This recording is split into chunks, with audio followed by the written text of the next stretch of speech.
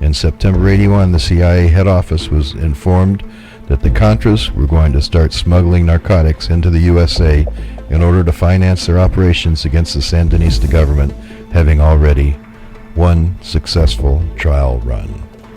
That same year, according to two different former CIA operatives, two meetings were held, one earlier in the year and one at the end of it. These meetings were allegedly to have been set up by CIA to organize the major cocaine dealers in Colombia into a cartel. U.S. and Israeli intelligence personnel were working directly with the Central and South American traffickers.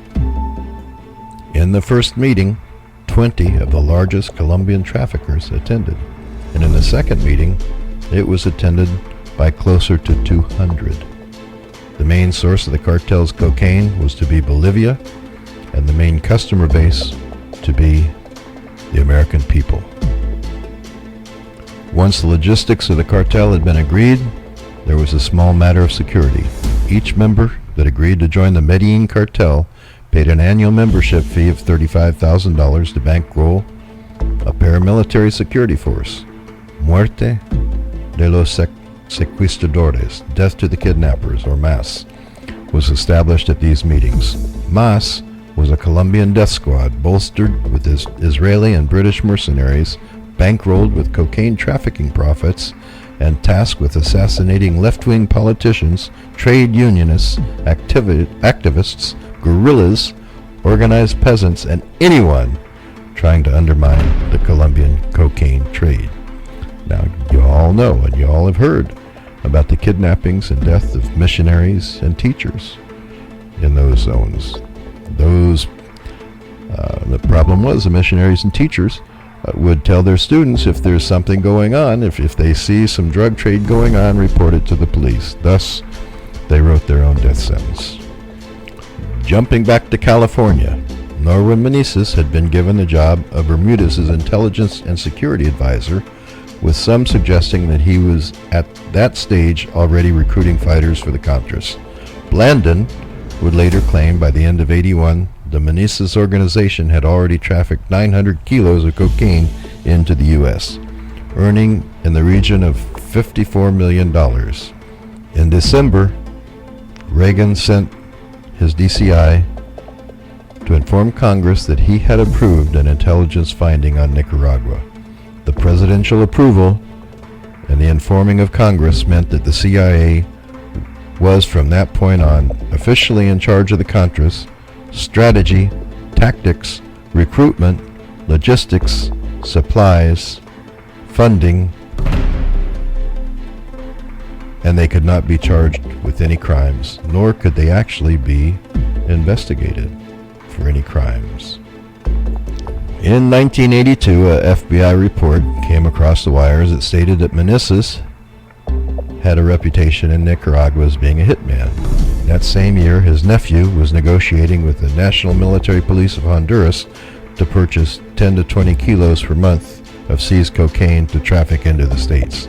Blandon himself later admitted to having been funded the Contras with proceeds from the cocaine trafficking as early as '82.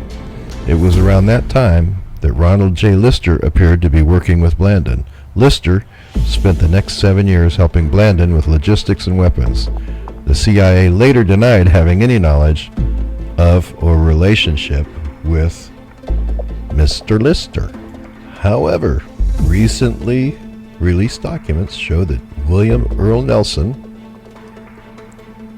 former Deputy Director of Operations for the CIA, met with Lister several times. Imagine that. 1982, Santa Monica, California. Yet another cocaine conference. Dr. Jerry once again warned of potential crack epidemic in the U.S.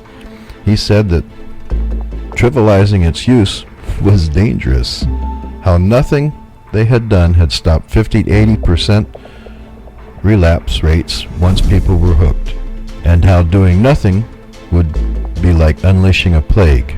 Instead, the mainstream media reported that trivial witticisms of attendee Timothy Leary.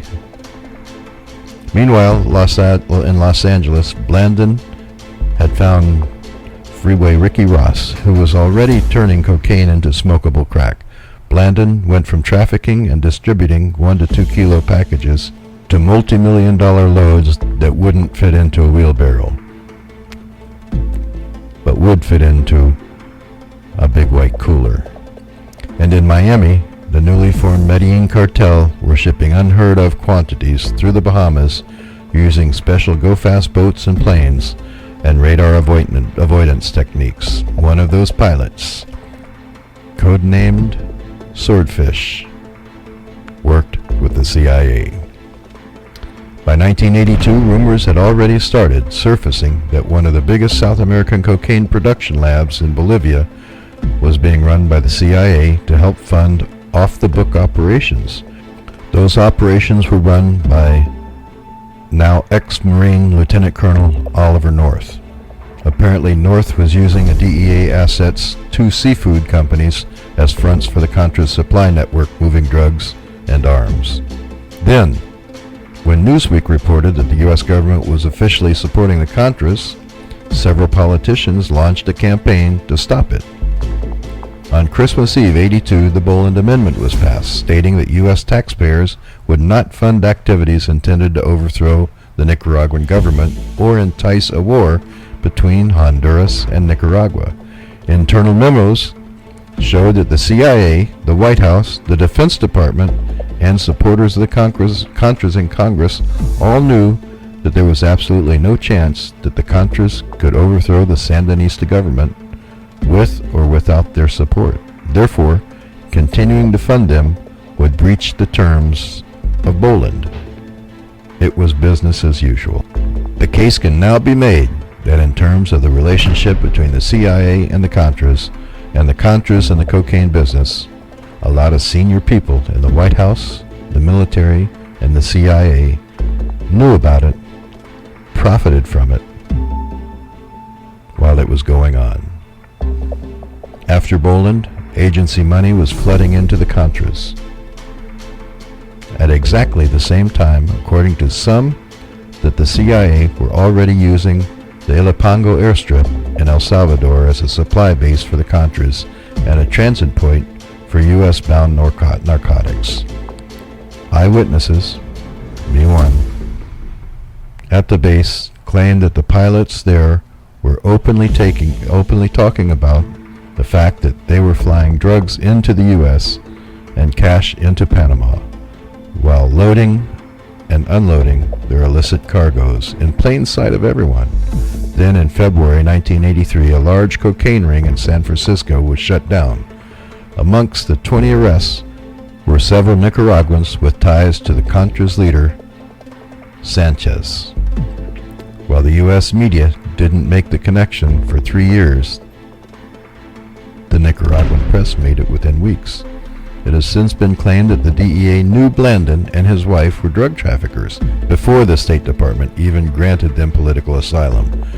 In '83, there was no doubt Blandon told the CIA that Bermudez had told him that it was no longer necessary for him to fundraise for the Contras, as the CIA were now funding them and the drugs were flowing. According to Meneses, Blandon never stopped sending money. By '83, Blandon had been selling cocaine to Ricky Ross for at least a year, who in turn had established a crack empire from LA. The DEA estimated that Ross's sales went from around 40 kilos to 1.25 million doses of crack every month, to 200 kilos per month, and then on to an eye-washing 600 kilos per month, or 15 million doses. This was at the same time Blandon and Lister had started supplying the LA gangs with automatic rifles, submachine guns, walkie-talkies, pagers, police scanners, voice scramblers, cellular phones, and anti-eavesdropping equipment. Now, if I were sitting out there and hearing this for the first time, I would ask myself, where the heck did they get all that equipment? Well, remember who his partner was.